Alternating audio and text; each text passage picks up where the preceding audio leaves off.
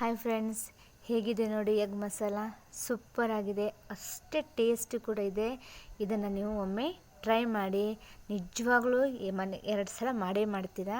ಇವತ್ತು ಮಾರ್ಕೆಟಿಗೆ ಹೋಗಿದ್ದೆ, ತುಂಬ ಲೇಟಾಗಿಬಿಟ್ಟಿತ್ತು. ಏನು ಮಾಡಲಿ ಅಂತ ಗೊತ್ತಾಗಲಿಲ್ಲ. ಸೊ ಜಲ್ದಿ ಆಗೋದು ಅಂದರೆ ಎಗ್ಗೆ ಅಂತ ಹೇಳಿ ಎಗ್ ಮಸಾಲ ಮಾಡ್ತಾಯಿದ್ದೀನಿ. ಇಲ್ಲಿ ಒಂದು 7 ಎಗ್ ತಗೊಂಡು ಅದಕ್ಕೊಂದು ಸ್ವಲ್ಪ ಉಪ್ಪು ಎಣ್ಣೆ ಹಾಕಿ ಒಂದು ಸೀಟಿ ಹೊಡ್ಸ್ಕೊತೀನಿ. ಆ ಚೀಟಿ ಹೊಡೆಯೋ ತನಕ ಇಲ್ಲಿ ನಾವು ಅದಕ್ಕೆ ಏನೇನು ಬೇಕು ಮಸಾಲೆಯನ್ನು ಮಾಡ್ಕೊಂಡ್ಬಿಡೋಣ. 2 ಹಸಿಮೆಣಸಿನ್ಕಾಯಿ ತಗೊಂಡು ಉದ್ದಕ್ಕೆ ಸ್ಲೈಸ್ ಮಾಡಿ ಇಟ್ಕೊಂಡೆ.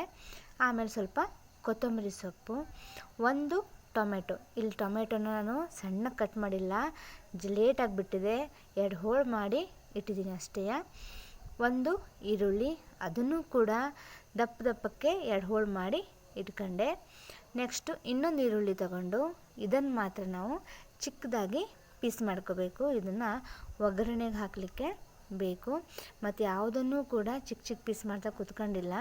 ಬರೀ 20 ನಿಮಿಷದಲ್ಲಿ ನಿಮ್ಮದು ಎಗ್ ಮಸಾಲ ರೆಡಿ ಆಗಿಬಿಡುತ್ತೆ. ತುಂಬ ಟೇಸ್ಟ್ ಕೂಡ ಆಗುತ್ತೆ. ಗಡಿಬಿಡಿಲಿ ಮಾಡಿದ್ದೀವಿ ಅಂತ ಹೇಳ್ಕೊಂಡು ಎಲ್ಲಿಗೂ ಕೂಡ ಟೇಸ್ಟು ಹಾಳಾಗಲ್ಲ, ಸೂಪರಾಗಿ ಬರುತ್ತೆ. ಇದನ್ನು ನಾವೀಗ ರುಬ್ಕೊಂಡ್ಬಿಡೋಣ.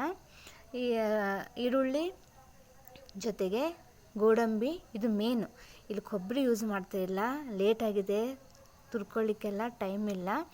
ಸೊ ಕಟ್ ಮಾಡ್ಕೊಂಡಂತಹ ಈರುಳ್ಳಿ, ಟೊಮೆಟೊ, ಆಮೇಲೆ ಗೋಡಂಬಿನ ನಾನು ಇಲ್ಲಿ ಮಿಕ್ಸಿ ಮಾಡ್ಕೊತೀನಿ.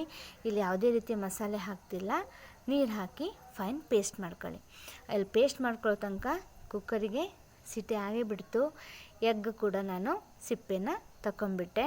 ಇಲ್ಲಿ ನಾನು ಮಸ್ಟರ್ಡ್ ಆಯಿಲ್ ಯೂಸ್ ಮಾಡ್ತಾಯಿದ್ದೀನಿ. ಸರ್ಸೋಕಾ ತೇಲ್ ಅಂತ ಹೇಳ್ತಾರೆ, ಇದು ರಿಫೈಂಡ್ ಆಗಿರಲ್ಲ. ಸೊ ನಾನು ಇದನ್ನೇ ಬಳಸ್ತಿರೋದು. ನೀವು ನಾರ್ಮಲ್ ಎಣ್ಣೆನೂ ಕೂಡ ಬಳಸ್ಕೊಳ್ಳಿ, ನಡೀತದೆ. ಇದಕ್ಕೆ ನಾನು ಆ ಎಣ್ಣೆಗೆ ಒಂದು ಸ್ವಲ್ಪ ನಾನೇನು ಸಿಪ್ಪೆ ಸುಲಿದಿಟ್ಕೊಂಡಿದ್ನಲ್ಲ ಮೊಟ್ಟೆನ, ಅದಕ್ಕೆ ಸ್ವಲ್ಪ ಸ್ಲೈಸ್ ಮಾಡಿ ಅದು ಹುರ್ಕೊತಾ ಇದ್ದೀನಿ ಎಣ್ಣೆಗೆ.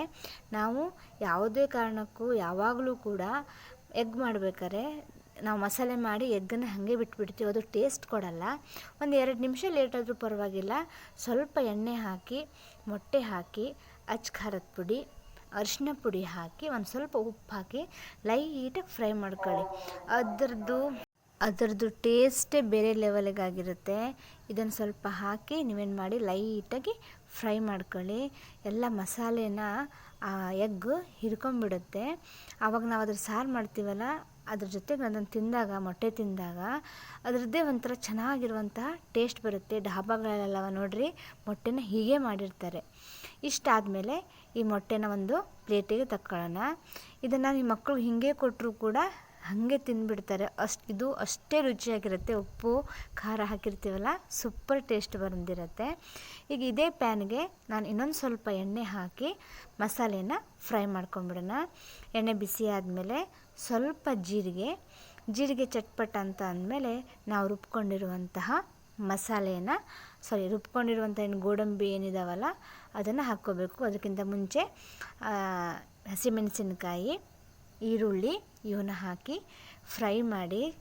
ಈರುಳ್ಳಿ ಫ್ರೈ ಆದಮೇಲೆ ಆ ರುಬ್ಕೊಂಡಿರುವಂತಹ ಪೇಸ್ಟನ್ನು ಇದಕ್ಕೆ ಹಾಕಿ ಕಲಸ್ರಿ. ಇದನ್ನು ಕೂಡ ಒಂದು 2 ನಿಮಿಷ ಫ್ರೈ ಮಾಡ್ಕೋಬೇಕು ಅದೇ ಎಣ್ಣೆಯಲ್ಲಿ. ಆ ಹಸಿ ವಾಸನೆ ಎಲ್ಲ ಹೋಗಬೇಕು ಅದರದ್ದು.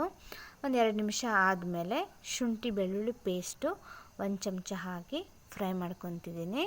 ನೀಟಾಗಿ ಇದನ್ನು ಫ್ರೈ ಮಾಡ್ಕೋಬೇಕು. ಹೆಂಗಂತಂದರೆ ಸುತ್ತಲೂ ಅದರದ್ದು ಕೆಂಪು ಮಸಾಲೆ ಬಂದಿರಬೇಕು, ಹೌದಾ, ಅಷ್ಟು ಫ್ರೈ ಮಾಡ್ಕೋಬೇಕು. ಇಲ್ಲಿ ನಾನು ಅರ್ಧ ಕಪ್ ಮೊಸರಿಗೆ 1 ಚಮಚ ಖಾರದ ಪುಡಿ, ಅರ್ಧ ಚಮಚ ಗರಂ ಮಸಾಲೆ ಪುಡಿ, ಸ್ವಲ್ಪ ಅರಿಶಿನ ಪುಡಿ, ಕೊತ್ತಂಬರಿ ಪುಡಿ ಒಂದು ಅರ್ಧ ಚಮಚ, ಆಮೇಲೆ ಜೀರಿಗೆ ಪುಡಿ, ಆಮೇಲೆ ಒಂದು ಸ್ವಲ್ಪ ಉಪ್ಪು, ಇಷ್ಟು ಹಾಕಿ ಆ ಮೊಸರು ಒಳಗೆ ಈ ಮಸಾಲೆನೆಲ್ಲ ಚೆನ್ನಾಗಿ ಕಲಿಸ್ಕೊತಾ ಇದ್ದೀನಿ. ಇದು ಆ ಡಿಶ್ಶಿಗೆ ತುಂಬ ರಿಚ್ನೆಸ್ ಕೊಡುತ್ತೆ, ಕ್ರೀಮಿ ಫ್ಲೇವರ್ ಕೊಡುತ್ತೆ, ಸೂಪರಾಗಿರುತ್ತೆ. ಈ ಟೈಪ್ ನೀವು ಒಂದ್ಸಲ ಮಾಡಲೇಬೇಕು. ಆ ಮೊಸರನ್ನು ಪೇಸ್ಟನ್ನು ನಾವು ಈ ಮಸಾಲೆಗೆ ಸೇರಿಸ್ಕೊಂಡು 2-3 ನಿಮಿಷ ಅದನ್ನು ಸಿಮ್ಮಲ್ಲಿ ಇಟ್ಕೊಂಡು ಫ್ರೈ ಮಾಡಿ. ಒಂದು ಸ್ವಲ್ಪ ಉಪ್ಪನ್ನು ಸೇರಿಸ್ತಾ ಇದ್ದೀನಿ. ನೋಡಿ, ಇಷ್ಟು ಹಾಕಿ ಒಂದು ಸ್ವಲ್ಪ ನೀರು ಹಾಕಿ ಅದನ್ನು ಮುಚ್ಚಿಟ್ಬಿಡ್ರಿ. 2-3 ನಿಮಿಷ ಮುಚ್ಚಿಟ್ರೆ ಸಾಕು. 2-3 ನಿಮಿಷ ಆದಮೇಲೆ ಏನು ಮಸಾಲೆ ಹಾಕಿರ್ತೀವಲ್ಲ ಅದು ಸುತ್ತಲೂ ಏನಾಗುತ್ತೆ, ಕೆಂಪಗೆ ಎಣ್ಣೆ ಬಿಟ್ಕೊಂಡ್ಬಿಡುತ್ತೆ. ಇದರ ಅರ್ಥ ನೀವು ಹಾಕಿದಂಥ ಎಲ್ಲ ಮಸಾಲೆಗಳು ತನ್ನ ಆಯಿಲನ್ನು ಬಿಟ್ಕೊಂಡಿದ್ದಾವೆ, ಚೆನ್ನಾಗಿ ಬೆಂದಿದ್ದಾವೆ ಅಂತ ಅರ್ಥ. ಈಗ ಇದಕ್ಕೆ ನಾವು ಆವಾಗ ಹುರ್ಕೊಂಡಿರುವಂತಹ ಫ್ರೈ ಮಾಡ್ಕೊಂಡಿದ್ದಂತಹ ಮೊಟ್ಟೆನ ಹಾಕಿ 2-3 ನಿಮಿಷ ಇದನ್ನು ಫ್ರೈ ಮಾಡಿದ್ರೆ ಸಾಕಾಗತ್ತೆ. ತುಂಬ ಟೇಸ್ಟಾಗಿರುತ್ತೆ, ರುಚಿಯಾಗಿರುತ್ತೆ. 2 ನಿಮಿಷ ಬೇಕಾದ್ರೆ ನೀವು ಮುಚ್ಚಿಡಲೂಬಹುದು. ಇದಕ್ಕೊಂದು ಸ್ವಲ್ಪ ಕೊತ್ತಂಬರಿ ಸೊಪ್ಪು, ಆಮೇಲೆ ಕಸ್ತೂರಿ ಮೇಥಿಯನ್ನು ಹಾಕಿಬಿಟ್ರೆ ಎಗ್ ಮಸಾಲ ರೆಡಿ. ತುಂಬ ಚೆನ್ನಾಗಿ ಟೇಸ್ಟ್ ಬರುತ್ತೆ. ಬೇಗ ಆಗುವಂಥ ರೆಸಿಪಿ. ಬ್ಯಾಚುಲರ್ಸ್ಗಳಿಗೆ, ಒಬ್ಬರೇ ಇದ್ದವರಿಗೆ ಪಟ್ಟಂತ ಈ ಅಡುಗೆನ ಮಾಡ್ಕೋಬೋದು. ನನ್ನ ರೆಸಿಪಿಗಳು ಇಷ್ಟ ಆದರೆ ದಯವಿಟ್ಟು ನನ್ನ ಚಾನಲನ್ನು ಸಬ್ಸ್ಕ್ರೈಬ್ ಮಾಡಿ, ಶೇರ್ ಮಾಡಿ. ಹೊಸ ರೆಸಿಪಿಗೊಂದಿಗೆ ಭೇಟಿ ಆಗ್ತೀನಿ. Thank you very